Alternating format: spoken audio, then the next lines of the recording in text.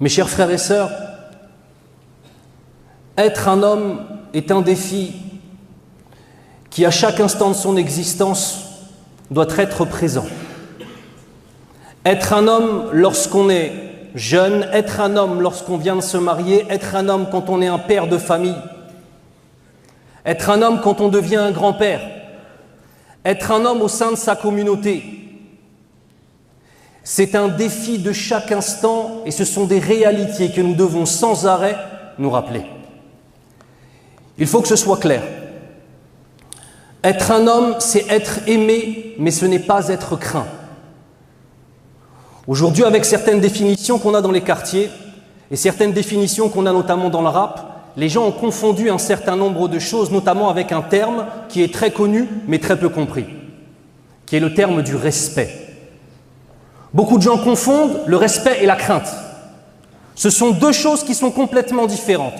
On respecte un homme droit. On respecte un homme qui donne sa parole et qui la respecte. On respecte un homme qui sait nourrir sa famille et qui sait se sacrifier. On craint une personne qui physiquement peut nous faire du mal. On craint une personne ou une femme dont la langue peut nous faire du mal. Et ce n'est pas du tout la même chose. Ainsi, beaucoup de nos jeunes confondent ces deux éléments-là. Et même certains pères avec leurs enfants, malheureusement, confondent ces deux éléments-là. Ils pensent que plus ils vont terroriser leurs enfants, plus ils seront respectés. Non, ils ne seront que craints.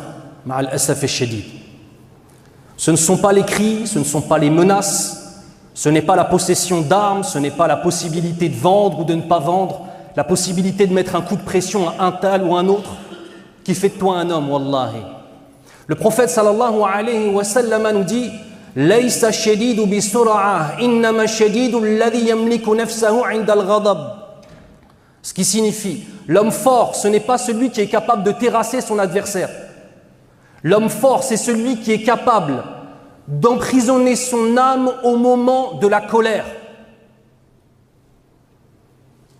Regardez dans le monde ce qui nous arrive.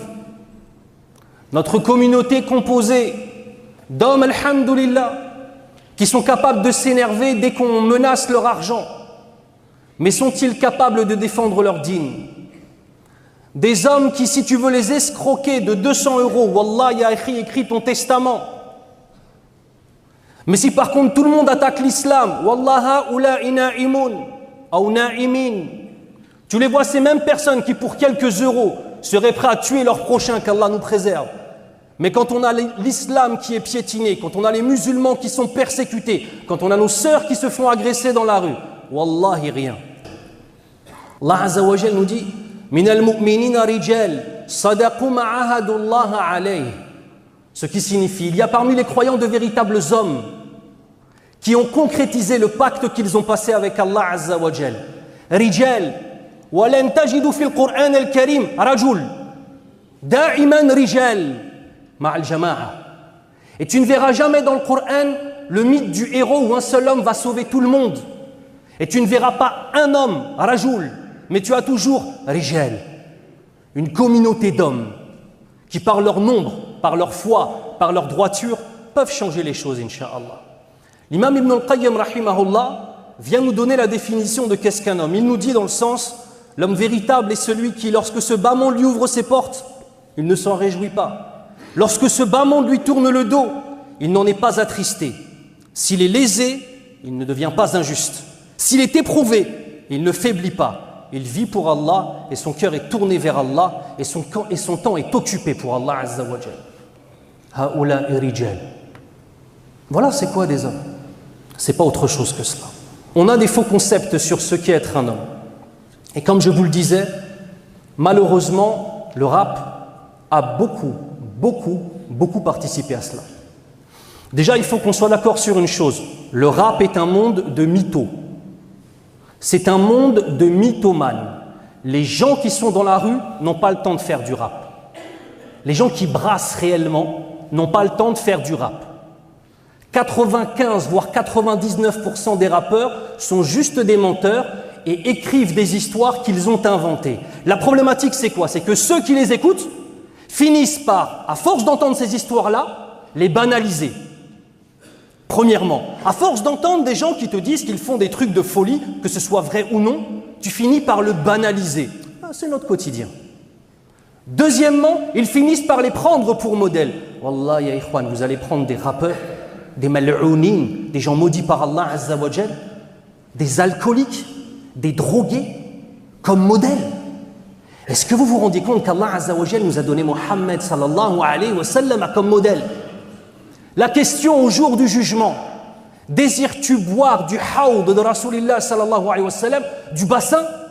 Un bassin spécifique qui a été offert au prophète sallallahu alayhi wa sallam pour abreuver les gens au jour du jugement et qui ne sera réservé qu'à ceux qui ont suivi sa sunna, qui ont vécu sur sa sunna et qui sont morts sur sa sunna. Tu crois que les rappeurs, ils vont avoir un bassin? Ils auront un bassin en enfer, qu'Allah nous préserve. Plein de pu, plein de hamim, plein de la boisson des gens de l'enfer. À qui tu veux t'identifier? Tu veux un homme? Prends le modèle de Omar radiyallahu anhu. Ça, c'était un bon homme, Akhil Karim, qui savait respecter ses parents, qui savait respecter son père, respecter sa mère, respecter sa communauté, qui sacrifiait pour sa communauté. Tu veux un modèle de personne intelligente? Prends Ali ibn Abi Talib radiyallahu anhu.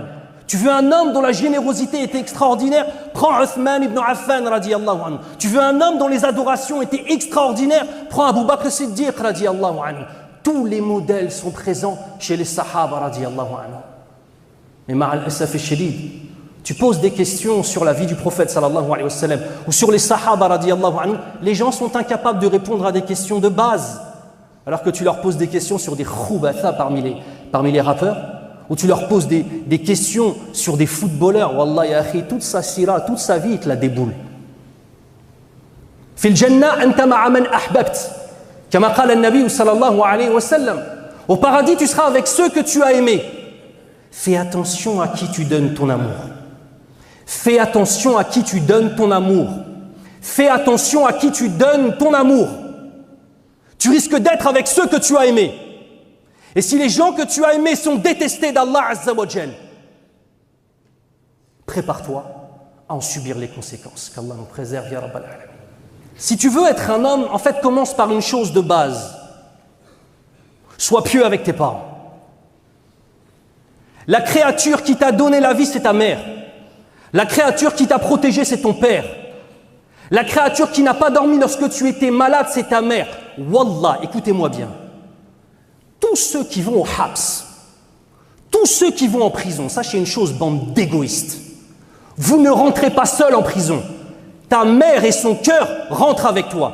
On a connu des mères qui sont mortes de tristesse à cause de leur fils. Mortes de tristesse. Ta mère qui t'a donné la vie, et toi tu vas vendre du bédo en risquant d'aller au habs. En fait, c'est pas juste une question de halal haram. Oublie ça, khouya. C'est pas juste une question de halal haram. C'est une question de à qui tu donnes ton amour. Qui aimes-tu? Qui veux-tu protéger? On a des fils qui sont la cause de la perdition de leur père et de leur mère. On a des papas msakin, ils ont pris 15 ans lorsque leur fils a pris 1 an au habs. Et quand tu vis une vie où tu traînes avec des gens qui sont dans le mal va t'atteindre. Et quand tu vis une vie avec des gens qui vont au habs, qui sortent et qui rentrent, tu vas rentrer au habs un moment ou à un autre. Mais ta mère, elle va rentrer avec toi, mskina. Et ton père, il va être déshonoré par ton attitude. Tu fais l'enfant, réveille-toi. Mon père ne m'aime pas, réveille-toi. Sois un homme, sois droit, ton père, il va t'aimer, il va te respecter. Le respect se gagne, c'est comme tout. On est tellement habitués à être des enfants gâtés qu'on a l'impression que le respect de nos pères, on va l'avoir toute notre vie. Eh ben non, khouya, si t'agis mal, ton père peut perdre son respect pour toi. Et tu peux attrister ta mère jusqu'au fait de lui faire avoir un cancer, qu'Allah la préserve. La vraie question, Yawm al-Qiyamah, on sera avec qui? Fais attention à qui tu aimes, ya akhil karim. Fais attention à qui tu aimes. Être un homme, c'est savoir aussi patienter dans l'adoration. Être un homme, c'est savoir être constant. Être un homme, c'est savoir prendre ses responsabilités. Et là, il y en a parmi vous qui se disent, bah, être un homme, c'est quoi être un homme? C'est à quel âge? Vous voulez savoir à quel âge on devient un homme? Quand tu es mukallaf. Pour un homme, c'est environ vers 12 ans. 12-13 ans. À partir de 12-13 ans, la prière t'est obligatoire. Le siyam t'est obligatoire. Toutes les obligations de l'islam sont sur tes épaules. À partir de ce moment-là, tu n'es plus un sabi, ni un sabi mumayyiz. Tu es devenu un rujail, un petit homme. Un homme en devenir. Donc ce que je suis en train de dire, ça ne concerne pas simplement ceux qui ont déjà de la barbe en fait. Et on demande à Allah Azza wa Jal de faire en sorte que tout le monde aime la sunna de porter la barbe, ya Rabbal Alamin. Ce message s'adresse à tout le monde. Et on va illustrer ce message par le récit d'un sahabi qui s'appelle Mus'ab ibn Umayr, radiyallahu anhu. Et vous verrez quel type d'homme il était déjà à ses 17 ans. Quel type d'homme il est devenu à ses 20 ans. Et quel type d'homme il était lorsqu'il a eu 24 ans. Barakallahu li wa lakum fil Qur'an al-Karim.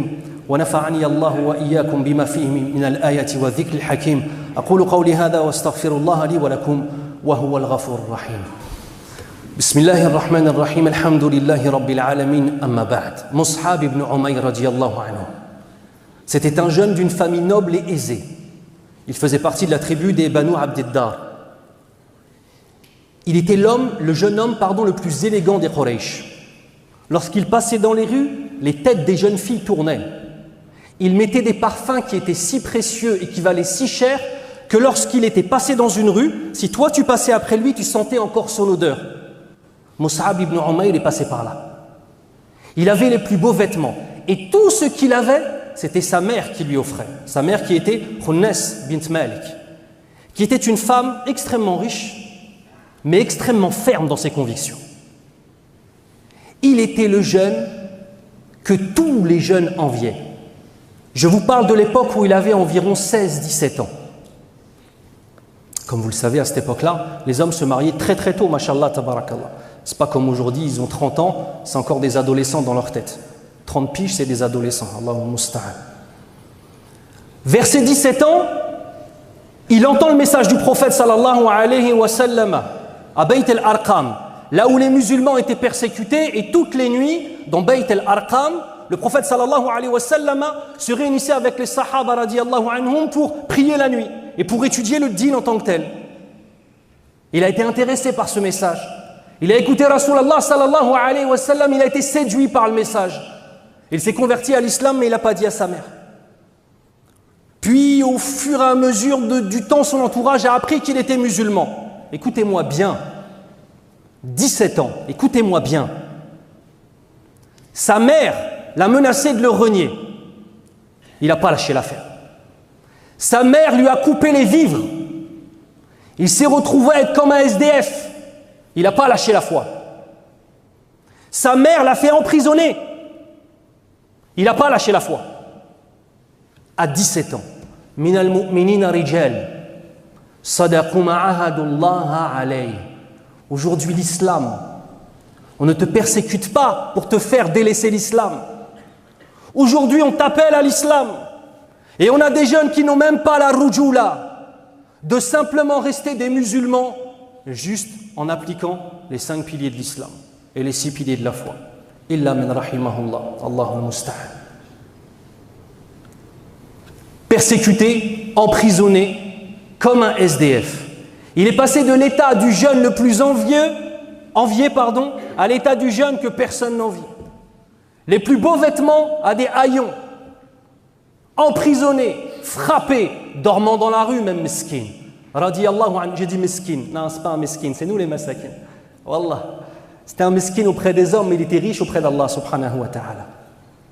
Lorsque le prophète sallallahu alayhi wa sallam, donc là, il se passe des années. Lorsqu'il arrive vers ses 20 ans, on a les premiers musulmans de Médine qui viennent porter allégeance au prophète sallallahu alayhi wa sallam. Il y aura 2 serments d'allégeance.